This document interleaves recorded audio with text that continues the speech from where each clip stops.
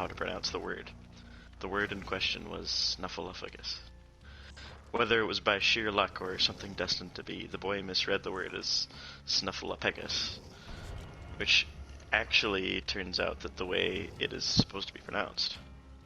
The class had recently gone over the sound that PH made, so the boy was no stranger to the fact that it was pronounced Snuffleupagus. The boy's curiosity got the best of him, and he had just had to know what this word meant. He approached his teacher and said, Teacher, I found a word in the dictionary that doesn't have a definition. Can you tell me what it means?" "Why, of course," replied the teacher, and gave the boy a forced smile. "What's the word?" "Snuffleupagus," the boy said, with a hint of wonder in his eye. However, all wonder quickly fled his face as he saw anger fill the teacher's. I want you out of my classroom, to the principal's office, now!" Spittle flew from the teacher's mouth with pure rage. The boy, now frightened, quickly fled out the door to get away from his livid teacher and go see the principal. Confused, the boy could not understand what just happened. Was it something he said? Did his breath smell? Was the teacher still sad that her dog recently passed? Whatever the issue was, the boy was sure that the principal would help sort it all out. Arriving at the principal's office and sitting in the chair in the waiting area, the boy swung his feet back and forth off the ground. "Sweetie," a voice broke the silence, "the principal's ready to see you now," the secretary said softly, giving the boy a heartfelt smile. Timidly, little Jimmy opened the principal's office door and stepped in.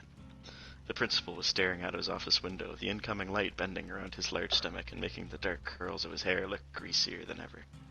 No one had ever heard the principal raise his voice to anyone, let alone voice his discontent about anything with anyone. The boulder of a man turned to the boy with a wide, closed-lipped smile, complete with flushed cheeks. "Ah, young man, what brings you down to my office?"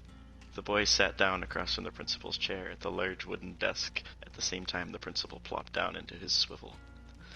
"Well," Jimmy started, "it was silent reading time and I didn't have a book to read, so I read the dictionary and I found a word that didn't have a definition. So I asked my teacher what the word meant and she sent me here." The peppered caterpillars that rested above the principal's eyes rose with confusion. "Why, this sounds like a big misunderstanding." The principal's lips drew tight as he extended the corners of his mouth up towards his ears, gleaming with optimism. The principal retrieved a pad of paper and a Ticonderoga from his desk, and began scribbling words that looked like a foreign language to the boy with how looped the letters were.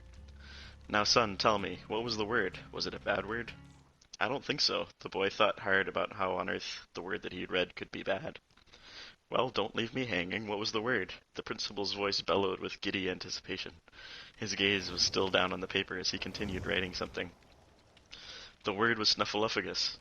A silence fell upon the room. The soft notice of the pencil dragging and looping across the page suddenly stopped. The principal's writing hand began shaking as beads of sweat streamed down his forehead. The flush of his cheeks had spread to his entire face and upper neck.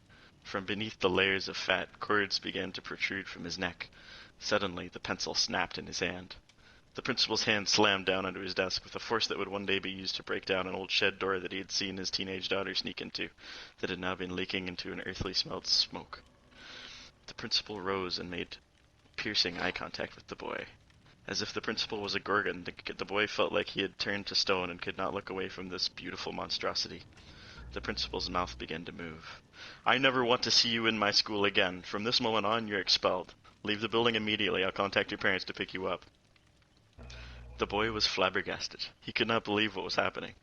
With a drooping head, Jimmy's feet shuffled to carry him outside, where he took a seat on the curb. It was about 20 minutes before his parents pulled up in the family minivan. As the boy got in his usual seat in the back, neither of his parents looked back at him. Jimmy could tell that his parents didn't know what to say. After they had been driving for 5 minutes, his father finally broke the silence in his usual abrupt fashion. "Okay, I guess I'll ask. Your principal said you'd been expelled, but that's it. What happened?" Jimmy didn't know where to start, but decided it was best to just tell it from the start. "Well, I didn't have a book for silent reading, so I decided to read the dictionary, and I found a word that didn't have a definition. So I asked my teacher what the word meant, and she sent me to the principal. Then when I told the principal what happened, he asked me what the word was, and when I said it, he expelled me." The silence returned as quickly as it had been broken. Jimmy sat there for what felt like a lifetime, waiting for his parents to respond. Neither of them were saying anything to him, nor to each other. After what felt like another lifetime, his mother finally said her first words of the ride. "Well, what was the word?" Jimmy suddenly got hot all over. He didn't want to say it due to what had happened the first 2 times, but it was his parents, and the boy could say anything to them. Snuffleupagus. The car immediately began skidding to a stop, the sound of screeching rubber overpowering all other sounds. In the half second before the car began to stop, Jimmy heard his father's foot slam down on what he assumed was the brake. As the car was coming to its immediate stop, the boy saw his mother turn to look at her husband, her mouth agape and her eyes wide. As soon as the car came to a complete stop, the father was outside the car, flinging open the door, shielding Jimmy from the outside world. Reaching over him, he unbuckled his seatbelt and grabbed Jimmy by the collar, pulling him out of the car and into the road. Jimmy thought he heard something rip when his shirt collar was yanked. The sun shone brightly into the child's eyes as he looked up at the pockmarked face that was his father's. "You are no longer part of this family. You are dead to us. We never want to see you again." Jimmy stood there processing what had just happened, and before he knew it, his father and mother were speeding away in the minivan, back door still open. Being so young, Jimmy had no clue how to get home from a strange place between his school and home, so he began walking, and as he walked, he soon saw the light of day begin to fade. When the sky bled red streaks into the purple sky, the boy realized that it would soon be night and he'd be alone in the streets. With tears forming in his eyes, he sat down on the curb and buried his head to his knees. The sound of tires rolling over nearby gravel caused Jimmy to lift his head. The unlit red and blue lights in the car's roof sent a feeling of relief through the boy's body. The police officer surely would help him find his way home. "What are you doing out so late on your own, buddy?" the man asked, badge shimmering in from the nearby streetlight. Holding back tears, Jimmy choked out, My parents, they kicked me out of... He erupted into tears. He could no longer hold them back. The police officer sat down next to Jimmy on the curb and placed his hand on his back. "It's alright, buddy. Just take a few deep breaths. Slowly now. Can you tell me what happened?" "My parents, they kicked me out of the family, and I don't know where my home is." Jimmy gasped for air between every few words. Having finally said it aloud, the boy broke back into tears. "Why, that's awful," the officer remarked. "Tell you what, pal, why don't you tell me what happened, and then we can head back to the station to figure out where you live." Jimmy sniffled and started. "Well, in school, we had silent reading, and I didn't have a book. So I started reading the dictionary, and then I found a word that didn't have a definition. I told my teacher about it, and then she asked me what the word was, and then when I said it, she sent me to the principal. When I got to the principal's office, I told him what happened, and he also asked what the word was. When I told him, he expelled me. Then my parents picked me up, and when I told them what happened, they kicked me out of the car and out of the family, and now I don't know how to get home." "Well, it sounds like you had quite the day." The officer was running his thumb and index finger over his blonde mustache. "Well, I'll drive you back to the station and sort it all out." He stood, the boy following suit moments after. Walking to the passenger door to let the boy into his cruiser, the officer placed his hands on the handle, but slowly pulled away and turned towards Jimmy. "Say, what was the word that you found?" Jimmy immediately looked towards his feet and turned his head to the side. "I don't want to say." "Oh, come on, you can tell me," the officer pleaded. "Nothing bad will happen. Policeman's code." The officer put a hand on his heart, and the other in the air as if swearing on a Bible. This action gained the boy's trust. The word was Snuffleupagus.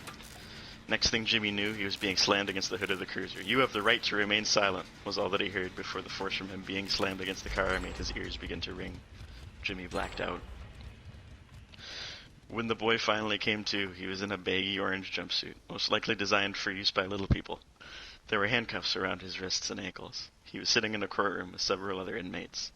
The judge was going through several cases in one sitting and handing out sentences left and right. Soon it was Jimmy's turn. He was shoved by some man in a uniform to go stand in front of the judge. The judge looked down and lowered his glasses to get a better look at the boy. This has to be some kind of a joke. The judge did not seem pleased. "No, Your Honor, it is not a joke." The boy turned around to see the officer who had arrested him standing several steps behind him. "Okay, let's get this over with quickly. Why are you here, boy?" The judge's voice emanated in an irritated tone. "Well," Jimmy started, "I was in class and I didn't have a book to read for silent reading, so I decided to read the dictionary. When I was reading it, I found a word that didn't have a definition, so I asked the teacher what it meant, and she sent me to the principal. Then I told the principal what happened, and he said the word, and he expelled me.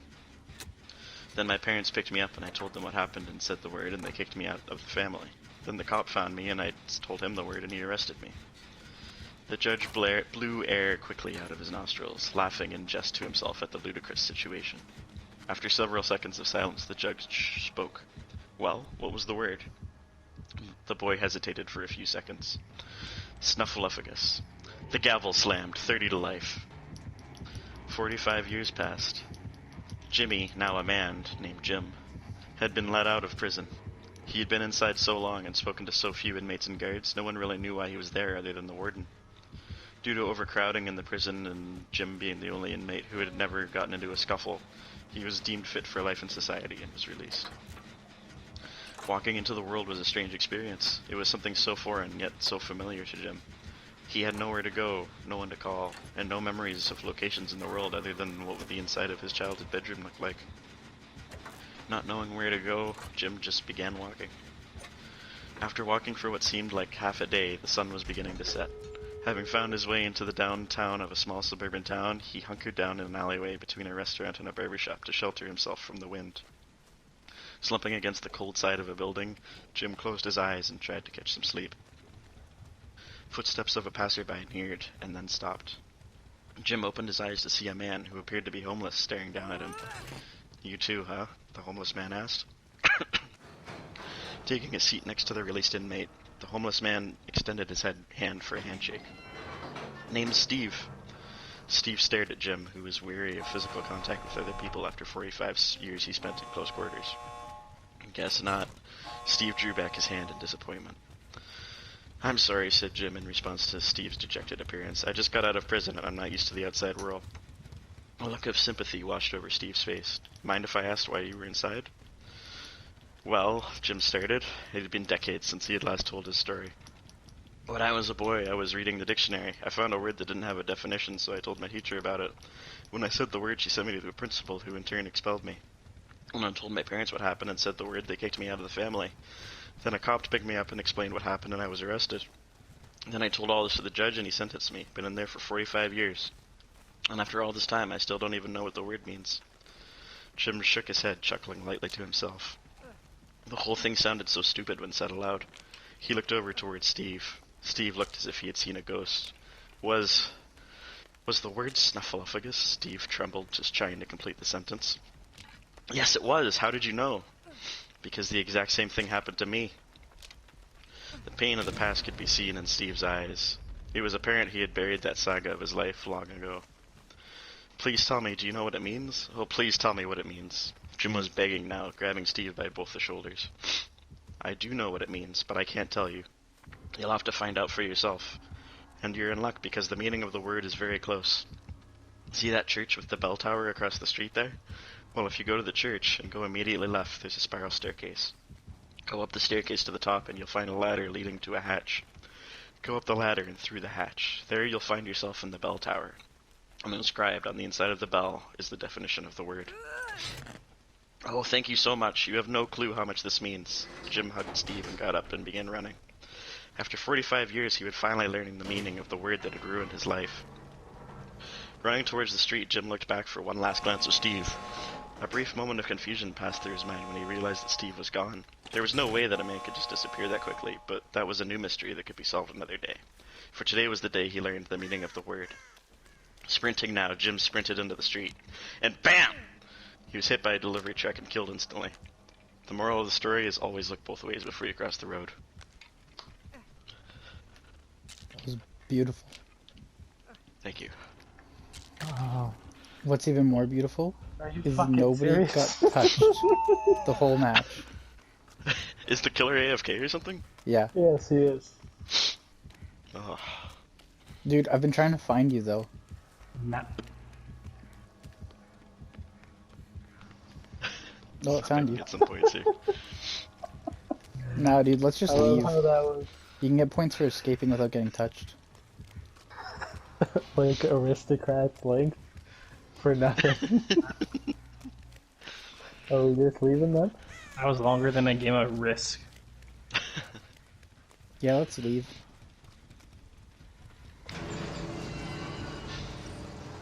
Nah.